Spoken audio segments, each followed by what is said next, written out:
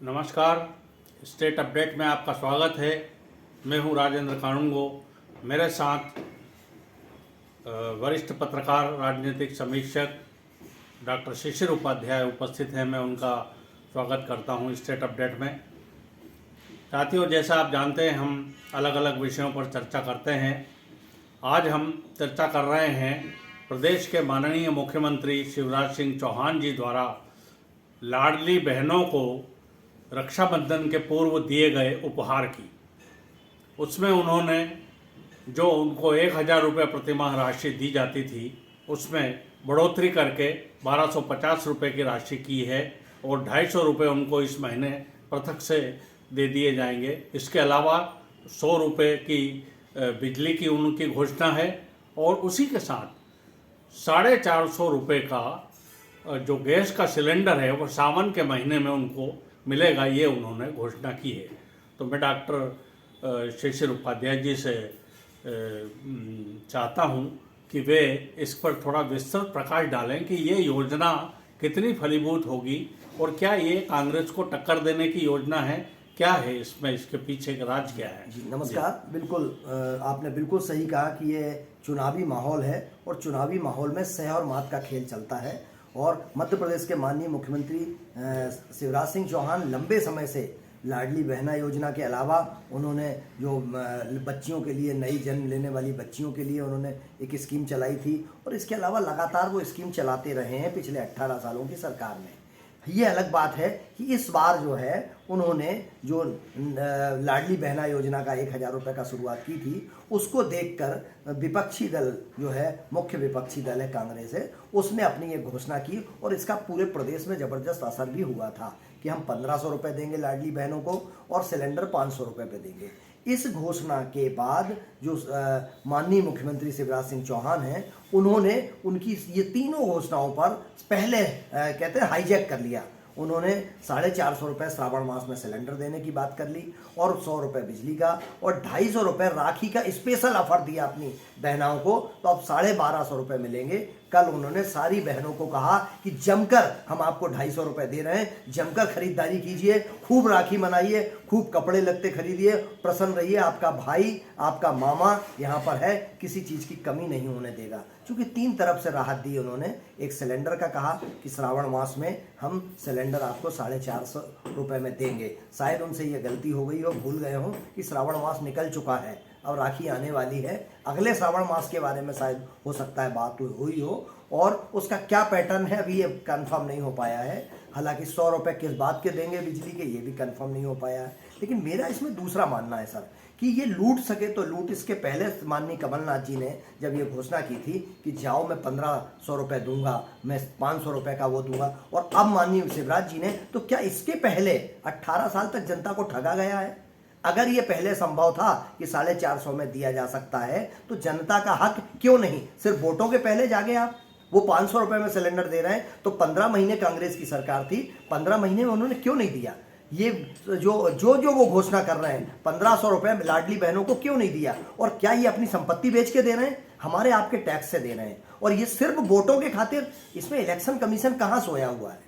क्या आपको नहीं लगता कि ये प्रजातंत्र का माहौल उड़ रहा है, वोटों का जो एक प्रकार से सौदा हो रहा है? क्या ये चीजें जो बिल्कुल सर, और ये एक पार्टी नहीं है, कोई कांग्रेस पार्टी या बीजेपी अकेले नहीं कर रही, आप अकेला नहीं कर रहा है।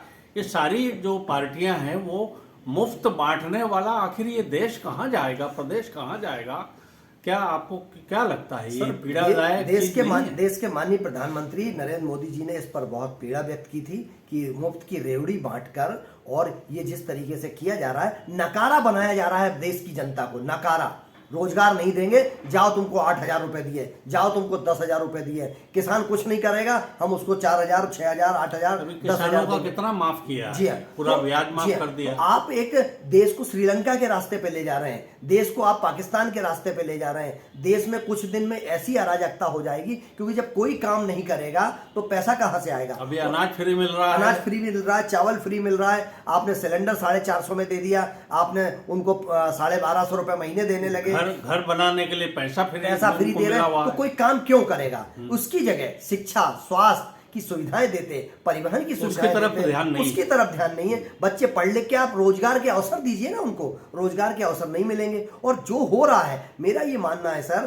कि ये 5 साल से सत्ता में जो भी राजनीतिक दल आता है, ये सत्ता में 5 साल रहता है, आखिरी के चुनाव के 2 महीने पहले वो ये जनता को जिस तरीके से सौदा करता है, तो क्या इलेक्शन कमीशन कुंभकर्णी नींद सोया हुआ है? उसको प्रतिबंध नहीं लगाना चाहिए। और मेरा तो ये मानना है कि मैनिफेस्टो में जो कुछ लिख के दिया है, उसकी इलेक्शन कमीशन को 5 साल पूरे होने के बाद उनसे मीटिंग करना चाहिए कि आपने जो करा था, पूरे वादे पूरे किए कि नहीं किए, आपने जो जो घोषणाएं की थी वो वादे पूरे हुए कि नहीं हुए। एक बात और कही है उन्होंने कि यदि मेरी जो लाडली बहना है ये बोलेंगी, हाँ। तो हम शराब की दुकानें जो है वो बंद कर देंगे। हाँ। तो शराब बंद नहीं करेंगे, हाँ। शराब की दुकानें बंद कर देंगे, तो फिर कहाँ से सर खरीदेगा? ये सिर्फ घोषणा है जनता को ठगने की। हाँ। भोपाल में श्यामला हिल्स के सामने प्रोफेसर कॉलोनी में 1000-2000 महिलाओं ने प्रदर्शन किया, लेकिन वो दुकान नहीं हटी। उमा भारती पत्थर मारने गई, वहां पर महिलाओं को लेके गई। ये सब नौटंकी है, वो नहीं मानते। वो 50% जो बात कर रहे हैं,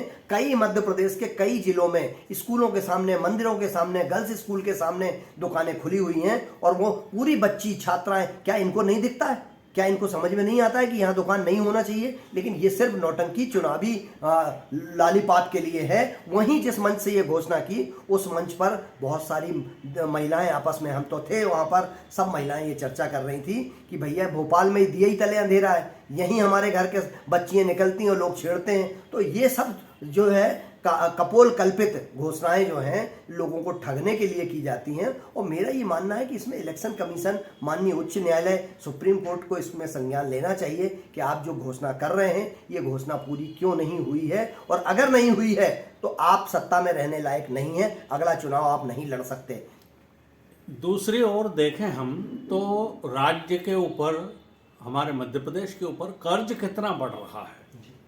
ये ऋणम कृत्वा घृतम पिबेत, जो एक संस्कृत की कहावत है, तो कर्ज लेकर के घी पीने वाली जो बात है वो सिद्ध हो रही है कि आप कर्जा लेते जा रहे हैं और फ्री बांटते जा रहे हैं, और इसको वसूला जाएगा सब जनता से, जिसमें सबसे ज्यादा यदि कोई परेशान होता है तो वो मध्यम वर्ग का टैक्स पेयर जो परेशान होता है, जो नौकरीशुदा व्यक्ति हैं, क्योंकि उनके तो सैलरी से टैक्स कट जाएगा।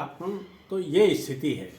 तो आज की चर्चा में हमने ये माननीय मुख्यमंत्री जी की घोषणाओं के बारे में बात की। डॉक्टर शिशिर उपाध्याय का स्टेट अपडेट के स्टूडियो में आने के लिए मैं धन्यवाद अदा करता हूं।